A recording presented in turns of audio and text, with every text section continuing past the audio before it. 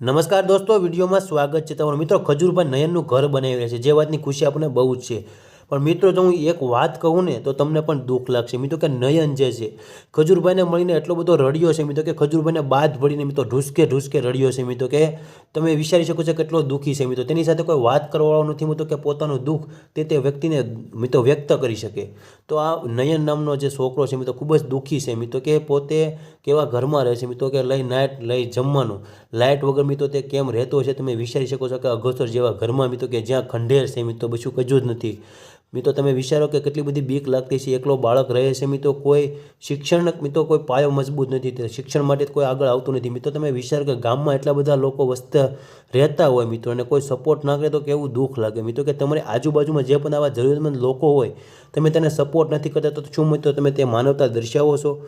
તમે સેવા નથી કરી શકતા તો તમારી આજુબાજુમાં એવા વ્યક્તિ ગોતો કે જે આ લોકો સુધી પહોંચે ને ત્યાં લોકોની મદદ કરી શકે. મિત્રો નકર આપણે પોસ્ટ સોશિયલ મીડિયાનો યુઝ કરો મિત્રો, કે ઇન્સ્ટાગ્રામમાં પોસ્ટ કરો કે આ વ્યક્તિ છે, આ લોકોને જરૂર છે મિત્રો, તો અવશ્ય એવા લોકો મિત્રો સેવા કરવા માટે બેઠા જે સેવા કરશે.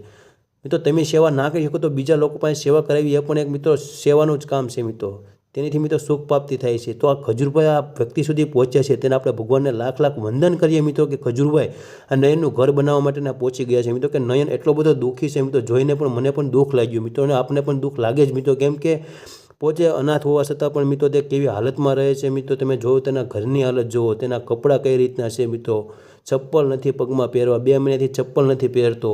તો આ આપને જોઈને મિત્રો ખૂબ જ દુઃખ લાગે કે માનવતા હવે નથી રહી મિત્રો, કેમ કે આપણા ગામમાં કોઈ વ્યક્તિ એટલો હેરાન થતો હોય મિત્રો અને આપણે જો આવું જતું કરીએ મિત્રો તો આપણને પણ દુઃખ લાગવું જોઈએ અને આપણે શરમની વાત કહેવાય સમાજ માટે. તો મિત્રો તે વિશે તમારું શું કહેવું છે કોમેન્ટ બોક્સમાં જરૂર બતાવજો. અને ખજૂરભાઈને હું લાખ લાખ વંદન કરું અને મહાદેવને પ્રાર્થના કરું કે આપણી અડધી જિંદગી મિત્રો ખજૂરભાઈને લાગી જાય મિત્રો, કેમ કે ખજૂરભાઈ જે સેવાનું કાર્ય કરે છે તો આપણું કામ નથી મિત્રો. ખજૂરભાઈને આપણે સેવાના સહભાગી બની શકીએ બેસ મિત્રો. તો આવા નવા સપોર્ટ ખજૂરભાઈને કરતા રહેજો.